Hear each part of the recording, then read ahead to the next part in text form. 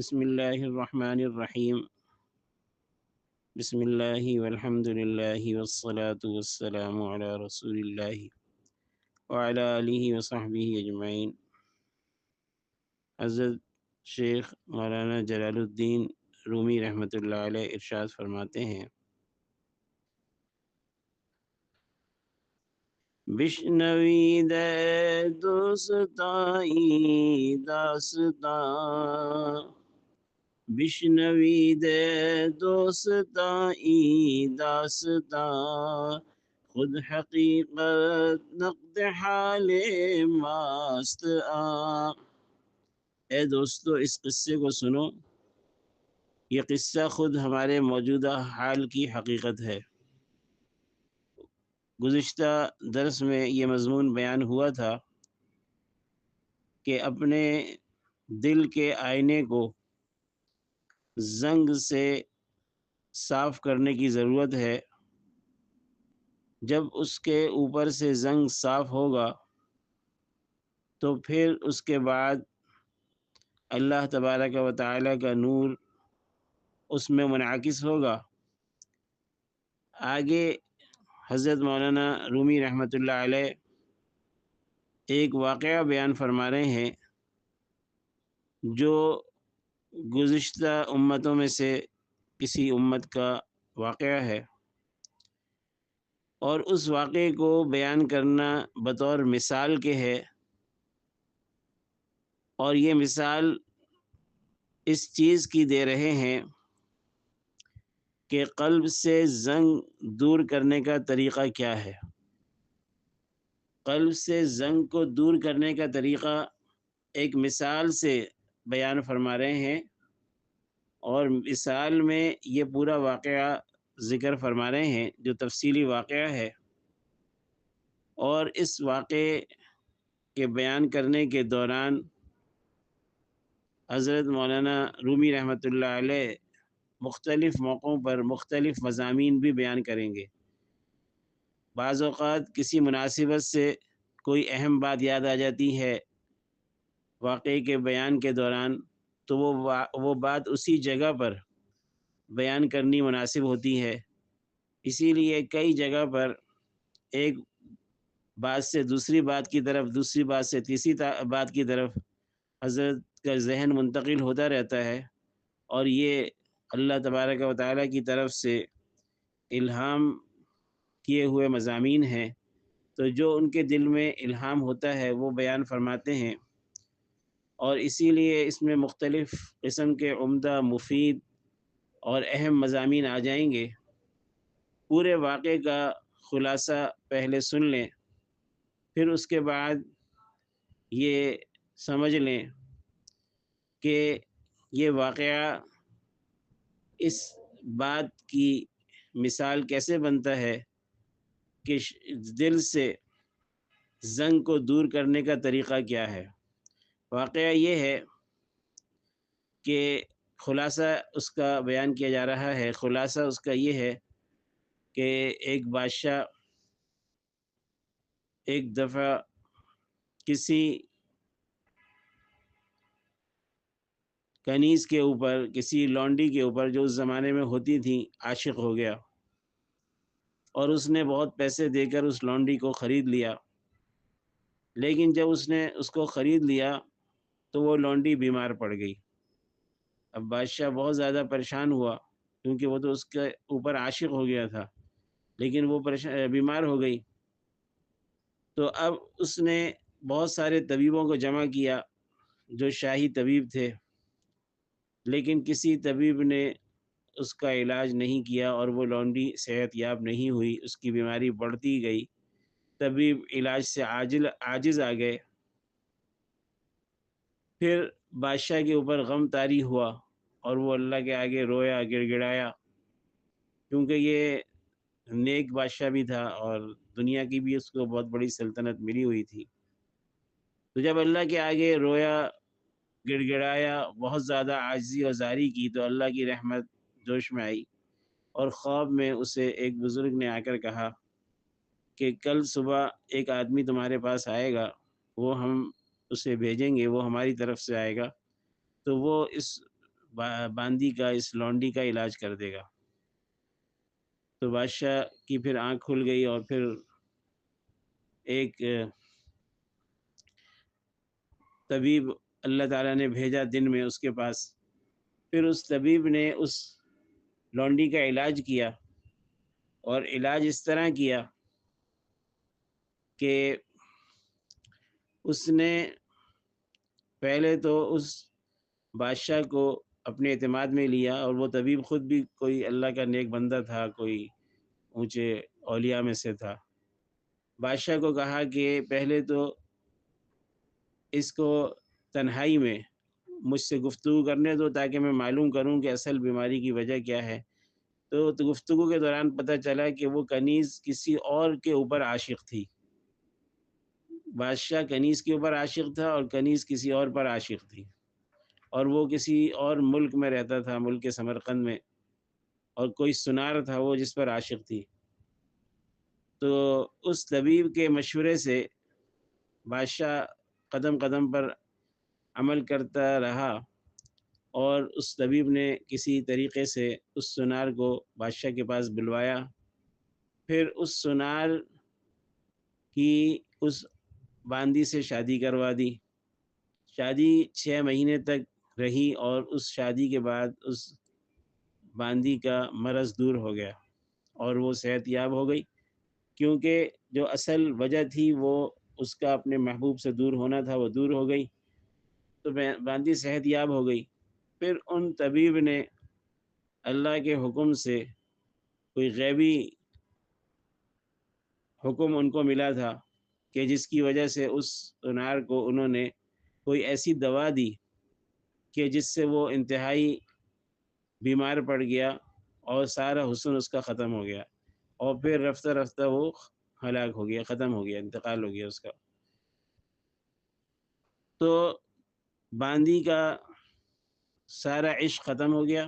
صحت مند تو پہلے ہی ہو گئی تھی، لیکن اب اس کی محبت بھی اس شخص سے نہ رہی کہ جس کی وہ عاشق تھی، کیونکہ وہ باندی جو ہے اس شخص سے نکاح تو کر چکی تھی، لیکن جب اس کا حسن سارا ختم ہو گیا تو اب اس نے اس شخص سے نفرت اس کو ہونے لگی، اور بالآخر اس کا انتقال بھی ہو گیا، تو پھر اس سے ملاقات کی کوئی صورت نہیں رہی۔ تو پھر وہ باندی بادشاہ کے پاس آ گئی صحت مند ہو کر۔ تو یہ سارا واقعہ بیان کیا جائے گا۔ اس میں ایک بڑا اشکال یہ ہوتا ہے کہ ان بزرگ نے اس باندی کو کیوں اس طرح، اس باندی کے شوہر کو کیوں اس طرح دوائی دے کر ختم کیا، آہستہ آہستہ بیمار کر کے۔ تو اس کے جواب میں مولانا مستقل کئی اشعار لا رہے ہیں، اور بیان آگے کریں گے کہ اللہ والوں کا کوئی کام اللہ کے حکم کے بغیر نہیں ہوتا۔ حضرت خضر علیہ السلام نے جیسے ایک بچے کو قتل کیا تھا، بظاہر شریعت کا حکم تو یہی ہے کہ بغیر کسی جرم کے کسی کو قتل کرنا یہ حرام ہے، لیکن جب اللہ کا ہی حکم ہو، اور اس میں غیب میں کوئی مصلحت پوشیدہ ہو جو اللہ کے علم میں ہو، تو اس مصلحت سے یہ عمل کرنا اللہ کے حکم سے ہی کہلائے گا، اور یہ شریعت کے وہ احکام ہیں جو تکوینیات سے تعلق رکھتے ہیں، اور اللہ کے خاص بندے ہوتے ہیں جن میں کوئی اللہ نے ان کو یہ ایسا کوئی کام حوالے کیا ہوتا ہے، تو اس کو آہستہ آہستہ بیمار کرنا اور ہلاک کرنا یہ اللہ کے غیبی حکم سے تھا۔ اپنی مرضی سے انہوں نے یہ کام نہیں کیا، اور اس کی وجوہات بہت ساری ہو سکتی ہیں کہ اللہ نے یہ کیوں حکم دیا، کیا اس کی وجہ ہے۔ بہت ساری وجوہات ہو سکتی ہیں، اللہ کی حکمتیں بہت ساری ہو سکتی ہیں۔ بہرحال آگے اس مضمون کی تفصیل آئے گی۔ اب اس پورے واقعے کے بیان کرنے سے یہ بات سمجھانی کیسے مقصود ہے بطور مثال کے کہ دل سے زنگ دور کرنے کا طریقہ کیا ہے، اس کو سمجھنے کی ضرورت ہے۔ اللہ تبارک و تعالیٰ نے ہمارے جسم میں ایک تو روح رکھی ہے، اور روح جو ہے یہ اللہ سے محبت کرتی ہے اور اللہ کی دوست ہے، گویا کہ یہ ایک بادشاہ ہے۔ اور ایک اللہ تعالیٰ نے اس میں نفس رکھا ہے ہمارے جسم میں، اور نفس جو ہے وہ ہمیشہ برائیوں کا ہی حکم کرتا ہے۔ قرآن کریم میں اللہ تعالیٰ کا ارشاد ہے، اعوذ باللہ من الشیطان الرجیم، ان النفس لامارۃ بالسوء۔ حضرت یوسف علیہ السلام فرماتے ہیں کہ نفس تو برائیوں ہی کا حکم کرتا ہے۔ تو نفس دراصل امارہ ہے، یعنی حکم کرنے والا، برائیوں کا بہت زیادہ حکم کرنے والا۔ ہاں، جو نفس اپنی اصلاح کروا لے، اور جس نفس کی اصلاح ہو جائے اور تزکیہ ہو جائے، تو وہ پھر آخر میں نفس مطمئنہ بن جاتا ہے، یعنی اسے اللہ کے احکامات اور شریعت کے ہر حکم پر اطمینان ہو جاتا ہے۔ تو نفس مطمئنہ بہت محنت سے اور مشکلوں سے جا کے بنتا ہے، ورنہ اپنی اصل خلقت اور پیدائش کے اعتبار سے نفس جو ہے گویا اللہ کا دشمن ہے، اور نفس حقیقت میں مسلمان نہیں ہے، کافر ہے۔ یہ اندر بیٹھا ہوا ہمارا بہت بڑا دشمن ہے۔ جیسے کہ ایک باہر دشمن ہے وہ شیطان ہے، اور ایک اندر کا دشمن ہے نفس۔ تو روح جو ہے وہ ایک بادشاہ کی طرح ہے، اور یہ روح ہماری گویا کہ عاشق ہو گئی نفس کے اوپر، کہ اسے نفس سے محبت ہو گئی، اور نفس جو ہے خود یہ کسی اور پر عاشق ہے۔ اور یہ کس پر عاشق ہے؟ یہ لذات دنیاویہ کا چاہنے والا ہے، دنیا کی لذتوں پر عاشق ہے۔ جب نفس دنیا کی لذتوں پر عاشق ہے تو روح اس کو اللہ کے رضا کے کاموں میں استعمال نہیں کر سکتی، روح اس سے فائدہ اٹھانا چاہتی ہے۔ جیسے کہ بادشاہ اس باندی سے فائدہ اٹھانا چاہتا تھا، اسے اپنے مقصد کے لیے استعمال کرنا چاہتا تھا، لیکن وہ باندی کسی اور کے عشق میں مبتلا تھی اور بیمار تھی۔ اسی طرح ہمارا جو نفس ہے یہ کسی دنیا کی لذتوں اور دنیا کی خواہشات کا عاشق ہے، اور روح اس کو اللہ کے رضا کے کاموں میں استعمال کرنا چاہتی ہے لیکن نہیں کر سکتی۔ اس کی وجہ یہ ہے کہ یہ نفس کسی اور پر عاشق ہے اور یہ بیمار ہے۔ تو پہلے روح نے رجوع کیا ناقص مشائخ کی طرف جو شیخ کامل نہیں ہے۔ تو شیخ کامل جو نہ ہو وہ روح کی بات پر عمل کر کے نفس کی اصلاح نہیں کر سکتا، کیونکہ خود اسے کمال حاصل نہیں ہے۔ تو جب وہ ناقص شیخ سب ناکام ہو گئے تو بالآخر اللہ کی غیبی مدد سے شیخ کامل کی طرف روح کی رہنمائی ہوئی، اور روح نے اپنے نفس کے علاج کا شیخ کامل سے کہا۔ تو شیخ کامل علاج اس طرح کرتا ہے کہ وہ جو خواہشات نفسانیہ ہیں، دنیا کی لذتیں ہیں اور دنیا کے سارے مزے ہیں جس میں نفس اچھی طرح لگا ہوا ہے، تو ان مزوں کو اور لذتوں کو آہستہ آہستہ نفس سے چھڑواتا ہے۔ اور جب نفس سے آہستہ آہستہ چھڑواتا ہے تو گویا وہ جو نفس کا عشق تھا دنیا کی لذتوں سے وہ ختم ہو جاتا ہے۔ جیسے کہ شیخ نے اس روحانی طبیب نے اس زرگر کو، اس سنار کو آہستہ سے دوائیاں کھلا کر بیمار کیا، تو اس باندی کی محبت اس سنار سے ختم ہو گئی۔ اور پھر اس کے بعد یہ وقت بھی آتا ہے کہ وہ سنار جیسے اس کو ختم کر دیا گیا، اسی طرح خواہشات نفسانیہ ایک ایک کر کے نفس سے شیخ نکال دیتا ہے۔ تو جب شیخ خواہشات نفسانیہ کی محبت کو نفس سے نکال دیتا ہے تو گویا پھر اس کے بعد نفس صحت مند ہو جاتا ہے، جیسے کہ وہ باندی صحت مند ہو گئی تھی، اور پھر اس کے بعد روح اس سے فائدہ اٹھاتی ہے، یعنی اسے اللہ کی رضا کے کاموں میں استعمال کرتی ہے، تو پھر نفس سے مطمئنہ بنتا ہے۔ تو یہ شیخ جو ہے شیخ کامل، اسی کا حکم دیا جا رہا ہے کہ اسی کی اتباع کرو، وہی تمہارے نفس کے رذائل کو دور کرے گا، وہی تمہارے نفس کی دنیا سے اور خواہشات دنیا اور اپنے مزوں اور دنیا کی لذتوں سے تعلق کو ختم کرے گا اور نفس کی اصلاح کرے گا، تاکہ تم نفس کو جو ہے مطمئنہ بنا سکو اور تم نفس کو جو ہے اللہ کی رضا کے اللہ کے حکم کے تابع کر سکو۔ گویا شیخ کامل کے حکم سے دل کا زنگ دور ہوگا، اور وہ زنگ دور کرنے کا طریقہ یہی ہے کہ آہستہ آہستہ وہ ایسی دوا کھلائے گا، یعنی روحانی اعتبار سے، کہ دنیا کی لذتوں کی طلب اور اس میں مگن اور اس میں مشغول ہونا یہ کم ہوتا چلا جائے گا، کم ہوتا چلا جائے گا، یہاں تک کہ نفس جو ہے وہ اس سے نفرت کرنے لگے گا، دنیا کی خواہشات کی محبت سے وہ نفرت کرنے لگے گا، اور پھر اسے حقیقت میں اللہ کی محبت نصیب ہوگی، کیونکہ اس کا زنگ دور ہو چکا ہوگا۔ تو دل کے زنگ کو بھی اسی طرح دور کیا جاتا ہے، شیخ کامل اسی طرح دور کرتا ہے جس طرح اس طبیب نے اس باندی کے لیے اس کے دل سے اس شخص کی محبت نکالی، کہ خواہشات کو مغلوب کر کے آہستہ آہستہ اس کی طرف سے نفس کا رخ ہٹا دیا جاتا ہے اور اللہ تعالیٰ کی طرف اسے موڑا جاتا ہے۔ تو یہ پورے واقعے کا خلاصہ ہے۔ اب شیخ کے کلام میں گویا اصل دو باتیں بیان کی گئی ہیں۔ سب سے پہلی اصل مقصد بیان کیا گیا ہے، اور وہ مقصد یہ ہے کہ اللہ سے آدمی جڑ جائے، یہی اصل مقصد ہے ساری زندگی کا، اور اس کو توحید کہتے ہیں، کہ اس کے دل میں صرف اللہ کی محبت ہو، اور باقی چیزوں کی محبت اگر جائز محبت ہو تو وہ مغلوب ہو، یہ اصل مقصد ہے۔ ایک بات تو یہ بیان کی گئی ہے شیخ کے کلام میں، اور دوسری اہم بات جو بیان کی گئی ہے وہ یہ کہ اس مقصد کو حاصل کرنے کا طریقہ کیا ہے۔ اس کا طریقہ صرف اور صرف یہ ہے کہ شیخ کامل کی اتباع کی جائے۔ تو حضرت فرماتے ہیں اب یہ واقعہ جو ہے اس کو سنانا شروع فرماتے ہیں، اور درمیان درمیان میں بہت اہم اور مفید کام کی باتیں بیان فرمائیں گے، اس لیے اس واقعے کو غور سے سنیں۔ فرماتے ہیں نقد حال خویش را گر پے نقد حال خویش را گر پے بریم، ہم ز دنیا ہم ز عقبہ برخوریم۔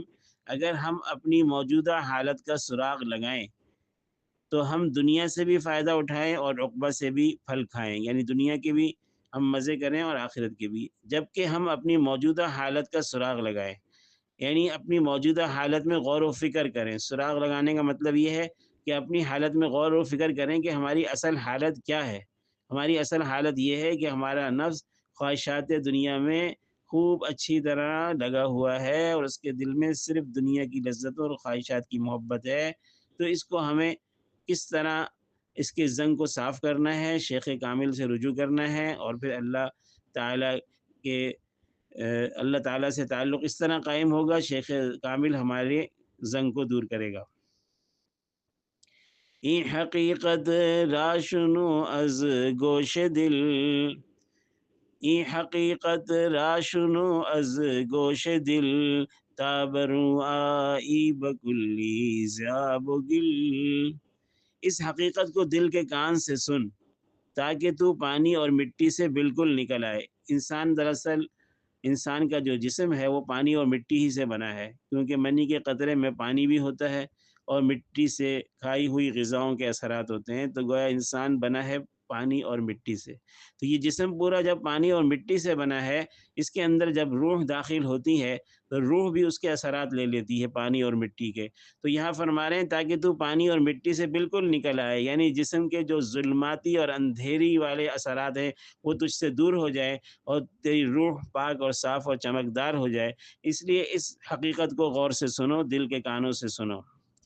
فہم گردارید جارا رہ دہید، فہم گردارید جارا رہ دہید، بعد از شوق بادر رہ نہید۔ فہم گردارید، اس کے دو معنی ہو سکتے ہیں۔ ایک معنی یہ ہے کہ اگر تم سمجھ رکھتے ہو، اور دوسرے معنی یہ ہے کہ فہم کو مجتمع کرو، یعنی اپنی سمجھ کو کام میں لاؤ، اپنی فہم کو کام میں لاؤ۔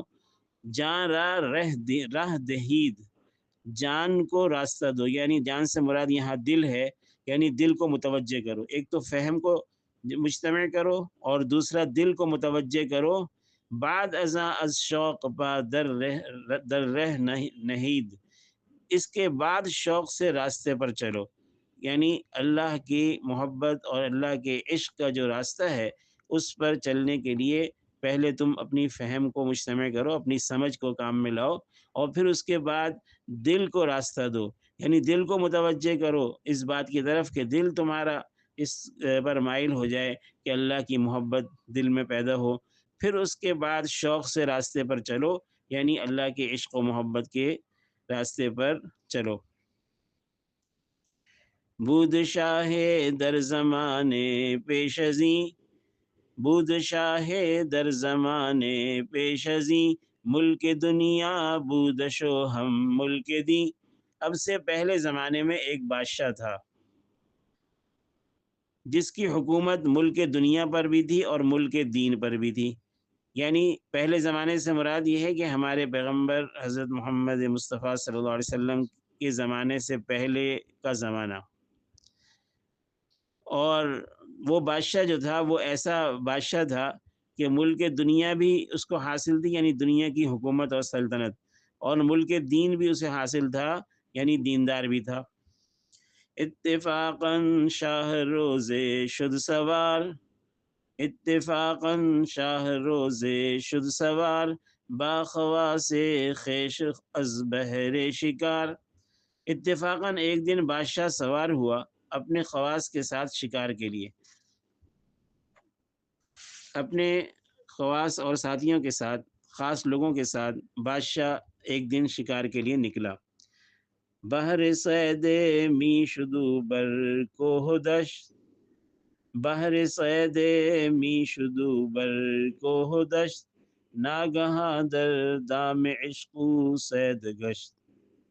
پہاڑ اور جنگل میں وہ شکار کے لیے پھر رہا تھا کہ اچانک وہ عشق کے جال میں خود شکار ہو گیا۔ شکار کے لیے پہاڑ اور جنگل میں پھر رہا تھا کہ ناگہاں در دام عشق و صید گشت، کہ عشق کے جال میں وہ خود شکار ہو گیا۔ آگے اس کی تفصیل آ رہی ہے۔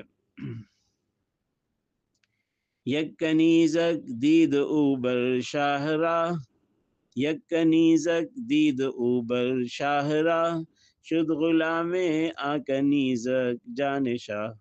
اس نے راستے پر ایک لونڈی دیکھی، بادشاہ کی جان اس لونڈی کی غلام بن گئی۔ کنیز لونڈی کو کہتے ہیں، اور یہ کاف جو لگا ہے کنیزک، اس کا استعمال عام طور پر تحقیر کے لیے استعمال ہوتا ہے، یعنی ایک معمولی سی لونڈی۔ تو بہرحال لیکن بادشاہ اس پر عاشق ہو گیا۔ مرغ جانش در قفس چوں در طبید، مرغ جانش در قفس چوں در طبید، داد مالو آ کنیزک را خرید۔ اس کی جان کا پرندہ جب پنجرے میں تڑپا، یعنی اس کا دل جو ہے اس کی محبت میں مچلنے لگا، اس کنیز کی محبت میں، تو داد مال، اس نے مال دیا اور اس لونڈی کو خرید لیا۔ وہاں کنیزک را خرید، اس لونڈی کو خرید لیا۔ اور یہ جو لفظ ہے در تپید، اس کا معنی یہ ہے کہ وہ پنجرے، دل کے پنجرے میں جب اس کی جان جسم میں تڑپی، یعنی مطلب یہ ہے کہ اس کا اضطراب اور شوق بڑھا بادشاہ کا، تو اس نے گویا اس کنیز کو پیسہ دے کر خرید لیا۔ چوں خریدو را وہ برخوردار شد، چوں خریدو را وہ برخوردار شد، آ کنیزک از قضا بیمار شد۔ جب اس نے اس کو خرید لیا، چوں خریدو را، جب اس نے اس کو خرید لیا، وہ برخوردار شد، اور کامیاب ہو گیا۔ برخوردار کے معنی کامیاب۔ آ کنیزک از قضا بیمار شد، وہ لونڈی تقدیر الہی سے بیمار ہو گئی۔ آ یک خرداشت پالا نش نبود، آ یک خرداشت پالا نش نبود، یافت پالا گرگ خرا در ربود۔ مثال سے سمجھاتے ہیں کہ ایک شخص کے پاس گدھا تھا، اس کا پالان نہ تھا، یعنی گدھے پر سواری کے لیے ضروری ہے کہ اس کے اوپر کوئی زین بچھائی جائے، پالان بچھایا جائے، کیونکہ اگر بغیر زین پالان کے سواری کریں گے تو وہ گدھا، اس کو آدمی بھگا نہیں سکتا، اس کی ہڈیاں چبھیں گی اس کے جسم میں، تو اس لیے جب گدھا تھا تو پالان نہ تھا۔ یافت پالا، اس نے پالان پا لیا، گرگ خرا در ربوت، تو گدھے کو بھیڑیا لے گیا۔ تو ایک مثال سے سمجھا رہے ہیں کہ اس کے پاس وہ لونڈی نہیں تھی، لیکن جب لونڈی آئی تو وہ بیمار پڑ گئی۔ زبودش آب می نامد بدست، اس کے پاس پیالہ تھا، پانی ہاتھ نہ آیا۔ آب راچوں یافت خود کوزا شکست، جب پانی پایا خود پیالہ ٹوٹ گیا۔ یہ دوسری مثال ہے، یعنی مطلب یہ ہے ان دونوں مثالوں کے دینے سے مقصد یہ ہے کہ دنیا کوئی دل لگانے کی چیز نہیں ہے۔ دنیا میں کسی کو بھی اپنی لذتیں پوری پوری حاصل نہیں ہوتی۔ جب بھی کوئی شخص کوئی لذت حاصل کرتا ہے تو ساتھ میں کوئی تکلیف ضرور لگی ہوئی ہوتی ہے۔ تو یہ دنیا کا نظام ہی ایسا ہے۔ تو پوری لذت کسی کو بھی حاصل نہیں ہوتی، چاہے وہ کوئی بادشاہ ہو یا کوئی عیش و عشرت میں انتہائی اونچے مقام پر ہو، کوئی نہ کوئی اس کے ساتھ پریشانی تکلیف ضرور لگی ہوئی ہوتی ہے۔ اور اس کو مثال سے سمجھایا کہ جیسے کسی کو گدھا ملا تو پالان نہیں تھا، پالان ملا تو گدھا جو ہے وہ بھیڑیا لے گیا۔ اسی طرح اس شخص کو جو ہے پیالہ تھا تو پانی نہیں ملا، اور پانی ملا تو پیالہ ٹوٹ گیا۔ اسی طرح مثال میں ہمارے ایک بزرگ فرماتے تھے کہ جب دانت تھے تو چنے نہیں ملے، اور جب چنے آئے تو دانت نہ رہے۔ تو یہ مثالیں ہیں، اور اس سے اس بادشاہ کی حالت کو بیان کرنا مقصود ہے کہ کتنی اس نے چاہت کے ساتھ اس کنیز کو خریدا تھا پیسے دے کر، اب جب وہ اپنے قابو میں آئی تو بیمار پڑ گئی، گویا اس سے فائدہ نہیں اٹھا سکتا بادشاہ۔ آگے فرماتے ہیں شاہ طبیباں جمع کرد از چپ براست، شاہ طبیباں جمع کرد از چپ براست، گفت جانے ہر دو در دست شماست۔ شاہ طبیباں جمع کرد از چپ براست، بادشاہ نے طبیبوں کو جمع کیا چپ اور راست سے، دائیں اور بائیں سے، دنیا کے مختلف علاقوں سے جو اچھے اچھے طبیب تھے ان کو بادشاہ نے جمع کیا۔ گفت اور ان طبیبوں سے کہا کہ جان ہر دو در دست شماست، ہم دونوں کی جان تم طبیبوں کے ہاتھ میں ہے، یعنی تم اس باندھی کو ٹھیک کر دو تو اس کی جان بچ جائے گی، اور اگر تم نے علاج نہیں کیا صحیح طرح تو یہ بیمار رہ کر مر جائے گی، اور جب یہ مر جائے گی تو میں تو اس کا عاشق ہوں، تو میں خود بھی مر جاؤں گا، ظاہر ہے اس کے بغیر میں رہ نہیں سکوں گا، تو ہم دونوں کی جان تمہارے ہاتھ میں ہے۔ جان من سہل است جانے جانموس، جان من سہل است جانے جانموس، درد مند و خستہ ام درمانموس۔ میری جان معمولی ہے، میری جان کی جان وہ ہے، یعنی میری جان جو ہے، میری روح جو ہے اس کی تو کچھ حقیقت نہیں، لیکن میری جان کے اندر جس کا حکم چل رہا ہے وہ باندھی ہے، یعنی وہ گویا میرے اوپر حاوی ہے، تو میری جان کی جان بھی وہی ہے، گویا کہ میں بیمار ہوں اور وہ میرا علاج ہے۔ درد مند و خستہ ام درما نموس، یعنی میں درد مند اور خستہ ہوں، دکھی اور زخمی ہوں، میرا علاج وہ باندھی ہے، یعنی اس کی صحت یابی ہی میں میرا علاج ہے۔ ہر کے درما کرد مر جانے مرا، ہر کے درما کرد مر جانے مرا، برد گنجے در و مر جانے مرا۔ جس نے میری جان کا علاج کر دیا، جس نے میری جان کا علاج کر دیا، وہ میرے موتی اور مونگے کا خزانہ لے گیا، یعنی میں اس کو بہت زیادہ خزانوں سے نوازوں گا۔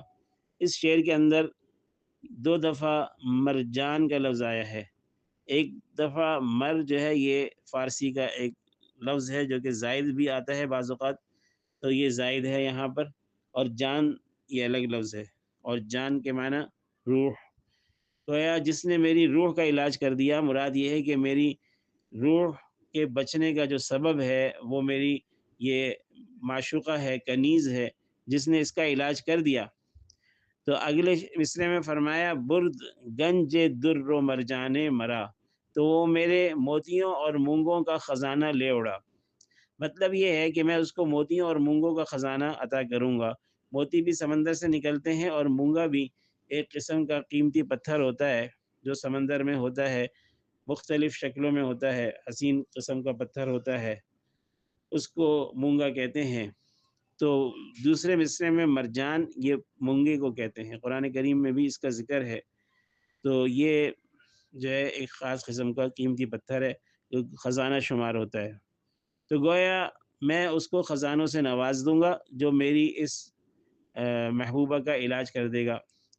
جملہ گفتندش کے جاں بازی کنیم، جملہ گفتن دش کے جاں بازی کنیم، فہم گردار معمبازی کنیم۔ سب نے کہا کہ ہم جان لڑا دیں گے اس کے علاج میں، آپ فکر نہ کریں، خوب غور کریں گے اور مل کر کام کریں گے۔ یعنی ایک تو ہم خوب اس کے اندر علاج کا طریقہ دریافت کریں گے کہ اس کا علاج اصل کیا ہے، اور خوب مل کر کام کریں گے۔ باتیں تو بڑی بڑی بنائیں لیکن انشاءاللہ نہیں کہا۔ جب انشاءاللہ نہیں کہا تو کیا نحوست آئی، اس کی آگے تفصیل بیان کر رہے ہیں۔ تو یہ باتیں بنا رہے ہیں کہ طبیب جو در حقیقت ناقص طبیب ہیں، کہتے ہیں ہر یک از ما مسیح عالم است، ہر یک از ما مسیح عالم است، ہر علم را در کف ما مرہم است۔ ہم میں سے ہر ایک دنیا کا مسیحا ہے، بڑی اپنی جو ہے تعریفیں کر رہے ہیں کہ ہم میں سے ہر ایک دنیا کا مسیحا ہے، ہمارے پاس ہر درد کا مرہم ہے، ہر علم را در کف ما مرہم است، ہر بیماری کا ہمارے ہاتھ میں مرہم موجود ہے۔ گر خدا خواہد نگفتند از بطر، گر خدا خواہد نگفتند از بطر، پس خدا بنمودشا عجز بشر۔ گر خدا خواہد نگفتند، انشاءاللہ نہیں کہا۔ گر خدا خواہد کے معنی اگر اللہ چاہے، یہ نہیں کہا کہ اگر اللہ چاہے تو ہم علاج کر دیں گے، حالانکہ اللہ کے چاہنے کا ذکر کرنا چاہیے۔ قرآن کریم میں اللہ کا حکم ہے، اعوذ باللہ من الشیطان الرجیم، ولا تقولوا، جس میں یہ ارشاد فرمایا ولا تقولن لشیء انی فاعل ذلک غدا الا ان یشاء اللہ، کسی چیز کے بارے میں بھی یہ نہ کہو کہ کل میں یہ کام کروں گا، مگر ساتھ میں یہ کہو کہ اگر اللہ چاہے، الا ان یشاء اللہ، یہ حکم فرمایا قرآن کریم میں کہ ساتھ میں یہ کہو کہ اگر اللہ چاہے، اللہ چاہے گا تو ہوگا۔ تو گویا نگاہ اللہ پر ہونی چاہیے۔ اس انشاءاللہ کہنے کا حکم قرآن پاک میں ہے، احادیث مبارکہ میں ہے، اور یہ انشاءاللہ کہنا ضروری ہے مومن کے لیے، کیونکہ اللہ کے چاہنے کا ذکر کیے بغیر یہ کہنا کہ کل میں یہ کام کروں گا، یہ اپنے نفس پر اعتماد کرنا ہے۔ اس کے بجائے اللہ کے اوپر بھروسہ ہونا چاہیے کہ اگر اللہ چاہے گا تو میں یہ کام کروں گا، اور اس کو اصطلاح میں استثناء کہتے ہیں، یعنی مستثنیٰ کرنا، کسی چیز کو نکال لینا۔ یعنی یہاں پر ایک صورت کو نکالا گیا ہے کہ اگر اللہ چاہے گا تو یہ کام ہوگا، جو اگر اللہ نہیں چاہے گا تو نہیں ہوگا۔ تو اللہ کے چاہنے کا استثناء کرنا ضروری ہے، یعنی اللہ کا چاہنا یہ ضروری ہے، تب میرے کام ہوں گے، اس کے بغیر نہیں ہوں گے۔ تو یہ گر خدا خواہد نہ گفتن، انشاءاللہ انہوں نے نہیں کہا، از بطر تکبر کی وجہ سے، یعنی اپنے آپ کو کچھ سمجھتے تھے۔ بطر کے معنی اترانا، تکبر کرنا، تو اس کو اپنے آپ میں کچھ سمجھنے کی وجہ سے کہ ہاں ہم علاج کر لیں گے، ہم تو ایسا کر لیں گے، ہم تو ویسا کر لیں گے، باتیں تو بڑی کرتے رہے لیکن انشاءاللہ نہیں کہا۔ تو آگے فرماتے ہیں اگلے مصرعے میں، پس خدا بنمود شاں عجز بشر، تو خدا نے انسان کی مجبوری ان کو دکھلائی، ان پر واضح کر دی کہ دیکھو انسان کتنا مجبور ہے، جو میں چاہتا ہوں وہی ہوتا ہے، وہ ساری تدبیریں اختیار کر لے، میرا چاہنا نہ ہو تو کچھ بھی نہیں ہوگا، اور اگر ایک تدبیر بھی نہ ہو اور میرا چاہنا ہو جائے تو سب کچھ ہے۔ تو اصل انسان کی تدبیر نہیں، اصل اللہ کی تقدیر ہے اور اللہ کا چاہنا ہے۔ آگے فرماتے ہیں ترک استثناء مرادم قسوت است، نے ہمی گفتن کے عارض حالت است۔ ترک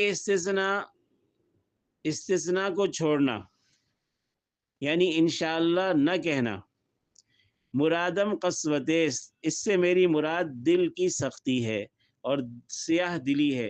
یعنی مطلب یہ ہے کہ ایک تو زبان سے انشاءاللہ نہ کہنا تھا، یہ بھی انہوں نے کیا، لیکن دراصل دل سخت ہے اور دل میں قسوت تھی، دل سیاہ تھا اور اپنے اوپر بھروسہ تھا، یہ اصل وجہ ہو انشاءاللہ نہ کہنے کی۔ زبان سے نہ کہنا یہ بھی اللہ کے حکم کے اوپر عمل نہ کرنا ہے، اور دل میں اللہ کے اوپر نگاہ نہ ہونا کہ اللہ ہی کام بنائے گا، یہ بھی گویا کہ اللہ کے حکم پر عمل نہ کرنا ہے۔ تو انشاءاللہ کی حقیقت بیان کر رہے ہیں کہ اصل انشاءاللہ کی ان کو حقیقت بھی حاصل نہیں تھی، کہ ان کے دل بھی سیاہ تھے اور ان کے دل میں تکبر تھا، اپنے آپ کو کچھ سمجھنا تھا، تو اللہ کے چاہنے کے اوپر انہوں نے بھروسہ نہیں کیا بلکہ اپنے اوپر بھروسہ کیا۔ اگلے مصرعے میں فرماتے ہیں، نہ ہمیں گفتن کے عارض حالت است، بلکہ صرف یہ کہنا بھی ترک استثناء میں داخل ہے، بلکہ صرف یہ بھی کہنا ترک استثناء میں داخل ہے، اس لیے کہ عارضی حالت ہے۔ مطلب یہ ہے کہ اگر کوئی شخص استثناء کرے یعنی انشاءاللہ کہے لیکن دل میں اس کا بھروسہ اللہ پر نہ ہو، تو یہ بھی ترک استثناء میں داخل ہے، یعنی یہ بھی انشاءاللہ چھوڑنا ہی کہلائے گا، کیونکہ اصل انشاءاللہ کہنا تو عارضی حالت ہے، اور اصل تو یہ ہے کہ دل کی حالت یہ ہو کہ دل جو ہے اللہ کی طرف لگا ہوا ہو کہ اللہ ہی کام کروائیں گے، تو ہر کام کے شروع میں انشاءاللہ کہنا چاہیے۔ ان طبیبوں نے انشاءاللہ نہیں کہا تو اس کا نتیجہ کیا نکلا وہ آگے بیان ہوگا انشاءاللہ۔ سبحان اللہ و بحمدہ، سبحان اللہ العظیم، سبحان اللہ و بحمدہ، سبحانک اللہم و بحمدک، اشہد ان لا الہ الا انت، استغفرک و اتوب الیک۔